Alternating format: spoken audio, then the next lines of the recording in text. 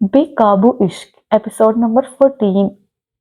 وہ مزاحمت کرنا چاہتی تھی لیکن اس کے ہاتھ میں موجود چاقو دیکھ کر وہ کوئی مزاحمت نہیں کر پا رہی تھی۔ وہ چاقو اس کی گردن سے ہٹا چکا تھا لیکن اس کے ہاتھ میں ابھی بھی موجود تھا۔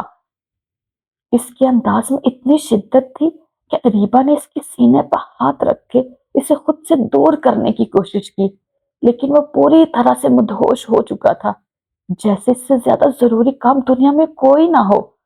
تمہیں سمجھ نہیں آ رہا میں نے کیا کہا؟ ڈونٹ ڈسٹرب می۔ وہ چاقو دور اچھالتا اس کے ہاتھوں کو اپنے شکنجے میں لے چکا تھا۔ وہ اس کے سرخ ہونٹوں سے گردن تک کا سفر بھی جلدی ہی پورا کر چکا تھا۔ اس کی تمام تر مزاحمتیں دم توڑ چکی تھی۔ آج وہ اس کے جسم کے ساتھ ساتھ اس کی روح پر بھی قابض ہو جانا چاہتا تھا تاکہ کل کو پھر بہروز جیسا تیسرا شخص ان دونوں کے بیچ نہ آ سکے۔ اسی دوران اس نے بھی کوئی مزاحمت نہیں کی تھی۔ وہ اس کا شوہر تھا، اسے ساری زندگی اس کے ساتھ ہی گزارنی تھی، تو پھر وہ کیوں اپنے شوہر کو اس کے حقوق دینے سے روکتی اور اپنے اللہ کو ناراض کرتی؟ اگر وہ کوئی مزاحمت کرتی تو یہ سب یزدان کے لیے بھی اتنا آسان نہ ہوتا۔ وہ زبردستی کرنے کا قائل ہرگز نہیں تھا۔ وہ اریبہ کو اپنی روح سے بھی قریب تر کر لینا چاہتا تھا تاکہ کوئی تیسرا کبھی بھی ان کے بیچ نہ آ سکے۔ ان کا رشتہ مکمل طور پر مضبوط ہو چکا تھا۔ وہ اب بھی غور سے اس کے چہرے کی طرف دیکھ رہا تھا۔ اس نے سوچ رکھا تھا وہ کسی ایسی لڑکی سے شادی کرے گا جو آفس کی دنیا سے بہت دور ہوگی۔ آفس لائف سے اس کا کوئی لینا دینا نہیں ہوگا، لیکن عشق تو بے قابو ہوتا ہے۔ بھلا عشق پر بھی کسی کا زور ہوتا ہے؟ اور پھر جس طرح سے ان دونوں کی پہلی ملاقات ہوئی تھی، یزدان نے کبھی سوچا بھی نہ تھا یہ وہی لڑکی ہوگی جس سے یزدان خانزادہ کو عشق کی انتہا تک محبت ہوگی، اور وہ لڑکی اس کی ہمسفر بنے گی۔ اپنی پہلی ملاقات کو یاد کر کے یزدان کے چہرے پر دل فریب سی مسکراہٹ چھائی تھی، اور پھر وہ نرمی سے اس کے ہونٹوں کو چھوتا خود بھی نیند کی گہرائیوں میں اترتا چلا گیا۔ صبح اس کی آنکھ کھلی تو وہ اب بھی ویسے ہی یزدان کے سینے سے لگی ہوئی تھی۔ یزدان سختی سے اسے خود میں بھینچے ہوئے تھا۔ وہ ویسے بھی لیٹے کل رات ہونے والے واقعات کے بارے میں سوچنے لگی۔ کل جو کچھ بھی ہوا وہ اس کے لیے نیا اور عجیب تھا، لیکن پھر ایک طرف سے دیکھا جاتا تو صحیح بھی تھا۔ اس نے کچھ بھی غلط نہیں کیا تھا، وہ اس کا محرم تھا۔ ان دونوں کے بیچ پاکیزہ رشتہ قائم تھا۔ وہ اپنی تمام تر سوچوں کو جھٹکتی خود کو اس کی گرفت سے نکالنے کی کوشش کرنے لگی۔ سویٹی سکون سے لیٹی رہو۔ وہ اسے ہلتا جلتا دیکھے بغیر آنکھیں کھولے بولا تھا۔ یہ جو بلڈوزر جتنا وزن مجھ پر ڈال کر پڑے ہوئے ہو، کہیں مجھے مارنے کا ارادہ تو نہیں ہے؟ اگر آپ کو لگ رہا ہے ایسے آپ مجھے مار ڈالیں گے تو سوری، یہ آپ کی غلط فہمی ہے۔ ایسا کچھ بھی نہیں ہونے والا۔ میں اپنے سارے دشمنوں کو مارنے کے بعد ہی مروں گی۔ سب سے پہلے تو آپ کی اس کل محب فرینڈ پلس جانو کو ماروں گی جس نے مجھے مارنے کی کوشش کی تھی۔ جب وہ بولنے پر آئی تو بولتی ہی چلی گئی۔ تم خود سے چپ ہوگی یا پھر میں اپنے طریقے سے تمہیں چپ کرواؤں سویٹی؟ اور صبح صبح پھر سے شروع ہوتا دیکھ کر بڑبڑایا۔ ہمت ہے تو چپ کروا کے دکھائیں، کسی میں اتنا دم نہیں کہ وہ اریبہ۔ اب اس کے الفاظ منہ میں ہی تھے جب یزدان پوری شدت سے اس کے ہونٹوں پر جھکا اور اسے خاموش کروا گیا۔ پہلے تو تم اپنا جملہ درست کرو۔ اب تم اریبہ عزیز نہیں، اریبہ یزدان خانزادہ ہو۔ اور دوسری بات، ہمت ہے تو یزدان خانزادہ کے سامنے بول کر دکھاؤ۔ یزدان نے اسے چیلنج کیا۔ دیکھیں یہ آپ ایک بار پھر سے اسے بولتا دیکھ یزدان اس کے منہ میں ہی اس کے الفاظوں کا دم توڑ گیا۔ اب کی بار اس کی پوری آنکھیں کھلی تھی۔ وہ اس کے سینے پر مکے برسائے اسے خود سے دور کرنے کی کوشش کرنے لگی، جس کا یزدان جیسے باڈی بلڈر بندے پر ذرا بھی اثر نہ ہوا۔ جان تمہاری اندر چڑیا جتنی ہے اور باتیں ایسی کرتی ہو جیسے کوئی قلعہ فتح کر لوگی۔ یزدان نے اس کی نازک سی جان پر طنز کیا۔ آپ جیسے چھچورے انسان سے شادی کرنا کوئی قلعہ فتح کرنے سے بھی زیادہ بڑھ کر ہے۔ وہ بھی کہاں پیچھے رہنے والی تھی، فٹ سے جواب دیا۔ ہاں ہاں، پھر تو انعام کی حقدار ہو، تمہیں انعام دینا چاہیے۔ وہ اس کے ہونٹوں پر انگوٹھا رب کرتے مسکراتے ہوئے بولا، مجھے نہیں چاہیے آپ کا انعام۔ وہ اسے ایک بار پھر خود پر جھکتا دیکھ بیچ میں ہی روک گئی۔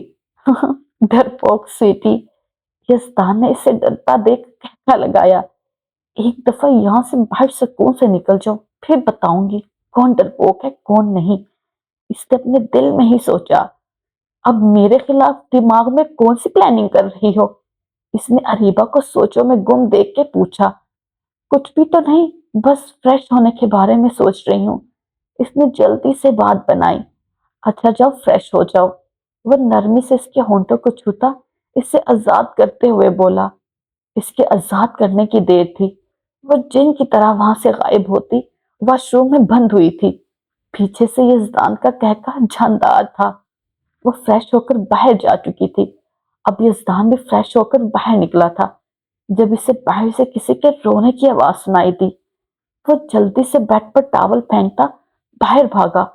پتہ نہیں باہر کیا ہوا ہو۔ اریبہ باہر بیٹھی اونچی اونچی آواز میں رو رہی تھی۔ وہ اتنی اونچی آواز میں رو رہی تھی کہ سب گھر والوں کو اپنے ارد گرد جمع کر چکی تھی۔ اریبہ کیا ہوا؟ ایسے کیوں رو رہی ہو؟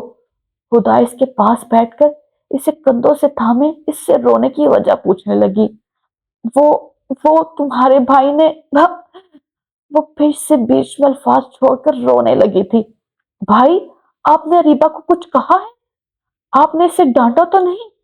وہ اٹھ کر اپنے بھائی کے پاس جا کر اسے رونے کی وجہ پوچھنے لگی، جو خود بھی منہ کھولے سے روتا ہوا دیکھ رہا تھا۔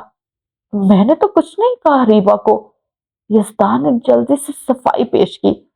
پھر کیا ہوا ہے اسے جو وہ اتنی بے رحمی سے رو رہی ہے؟ خدا کو اب اس کا گلا پھاڑ پھاڑ کے رونا پریشان کر رہا تھا۔ اریبہ یار بتاؤ تو ہوا کیا ہے؟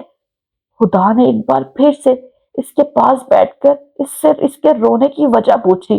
بھائی، آپ نے بھابھی کو کمرے سے باہر تو نہیں نکال دیا جو وہ بیچاری باہر بیٹھے بے دردی سے رو رہی ہے؟ معاویہ نے پریشان ہوتے یزدان سے پوچھا، جبکہ ان سب میں ایک واحد شخص اسفن تھا جو ریلیکس کڑا تھا۔ اریبہ کا بار بار یزدان کی طرف دیکھنا اور پھر کسی کے پوچھنے پر اور تیز آواز میں رونا اسے یہ سمجھا گیا تھا کہ کوئی بڑی بات نہیں ہے، بس ان دونوں کے بیچ کوئی معمولی سا جھگڑا ہوا ہوگا۔ پیچھے ہٹو تم سب، میں خود پوچھتا ہوں اریبہ سے کیا ہوا ہے اسے۔ وہ معاویہ کو گھورتا اسے سائڈ پر کرتا خود اریبہ کی طرف بڑھا تھا۔ کیا ہوا سویٹی، ماما کی یاد آ رہی ہے جو ایسے رو رہی ہو؟ یزدان نے اس کے پاس بیٹھ کر پیار سے پوچھا۔ سویٹی، یزدان کے منہ سے اریبہ کے لیے سویٹی لفظ سن کر ان تینوں نے منہ کھولے ایک ساتھ سویٹی لفظ دہرایا تھا، جس پر یزدان نے ان تینوں کو گھورا اور پھر سے اریبہ کی طرف متوجہ ہوا۔ بتاؤ سویٹی، الشبا آنٹی کی یاد آ رہی ہے تو ہم چلتے ہیں ان کی طرف۔ یزدان نے پیار سے اسے بہلایا۔ نہیں، مجھے ماما کی یاد نہیں آ رہی، اس نے روتے ہوئے ہی بتایا۔ تو پھر کیا ہوا ہے، کچھ بتاؤ تو صحیح۔ اب کی بار یزدان کے لہجے میں پہلے والی نرمی نہیں تھی۔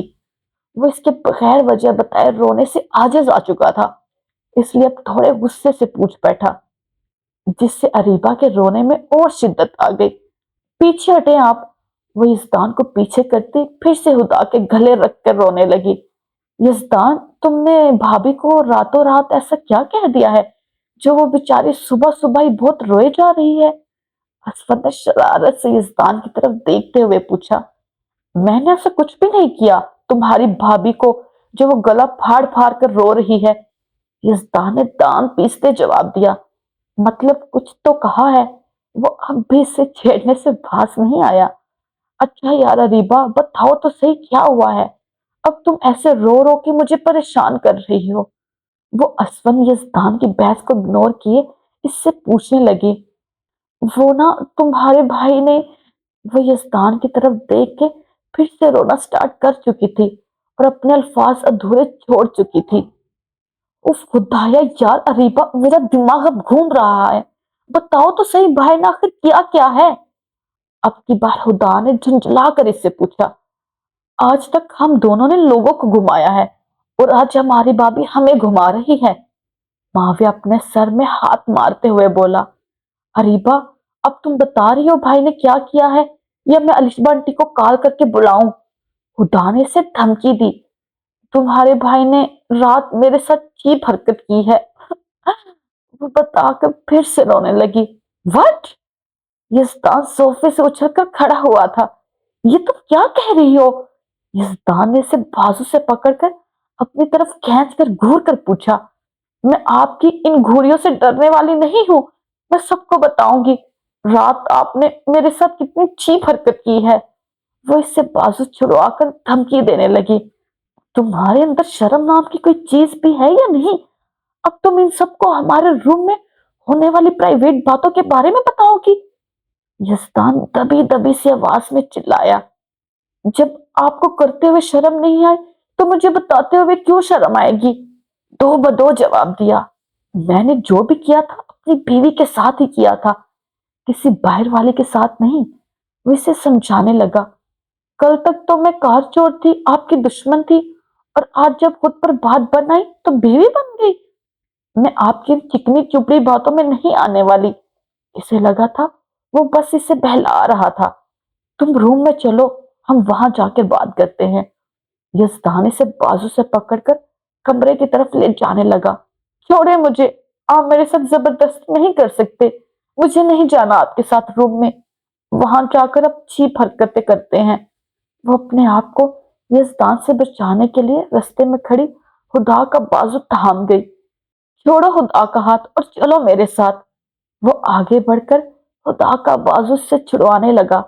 तभी वो नीचे को झुककर इसके हाथ पर काट दी। आह जंगली बिल्ली, ये क्या किया? वो जल्दी से अपना हाथ पीछे करते हुए गुस्से से बोला।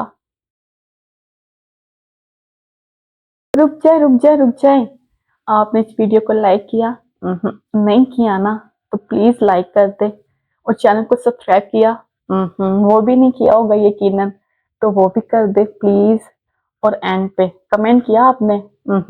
नजर आ रहा है आपने कमेंट नहीं किया, तो वो भी करें ताकि पता चले ये वीडियो कहाँ से देखी जा रही है। टेक केयर, ओके, अल्लाह हाफिज, take care, Tata, bye bye.